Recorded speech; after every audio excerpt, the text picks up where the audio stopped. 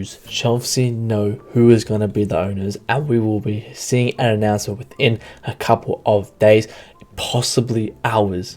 Stay tuned, guys. I'm about to tell you who would be the possible owners at Chelsea, but let's hit 100 subscribers in the next 24 hours, and I'll give you guys a massive update tomorrow. So make sure to like, subscribe, post notifications on, comment below who you think is the new owners. Comment right now, I'll give you guys some time. Comment who you think and your prediction for the new owners will be. Let's jump into this video. Very important. Stay tuned. We have a tweet here from CFC PYS saying Chelsea's board will ultimately decide who the new owners are with advice coming from Rain Group. We know who to aim the protest at if the Ricketts make the short list. Though they're kind of cutting it even more, and Nizar Kansala confirmed this. They know who they're going for. Now we just got to see who it is. Now this is breaking news as well. Amzir Zidane, a US-born Saudi with links to Jordan's royal family, made a bid on Chelsea to Rain Group.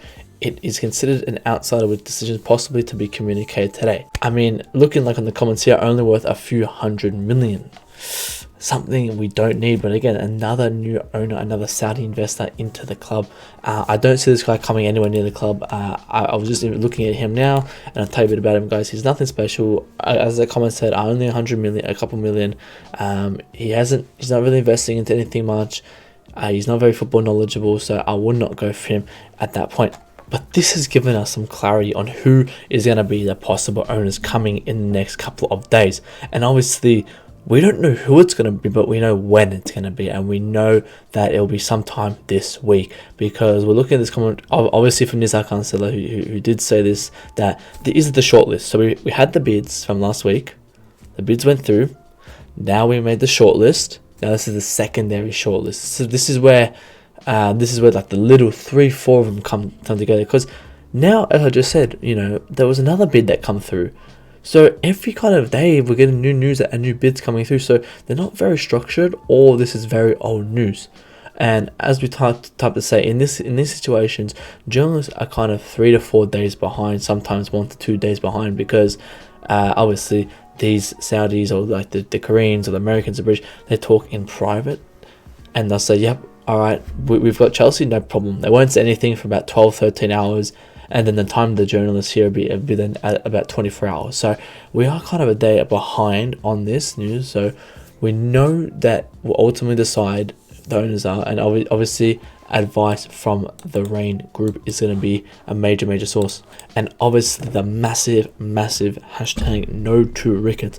Chelsea fans have made it very clear they do not want the Ricketts anywhere near the club, and rightfully so. And obviously, as PYS said, if the Ricketts do come to Chelsea, there will be massive protest, because we do not want Ricketts at our football club, because if you don't know, they are Islamophobic and racist. And obviously we've heard little inside, nothing confirmed, that Kante, Rudiger, Sarr and Mendy will feel uncomfortable if these people own the club.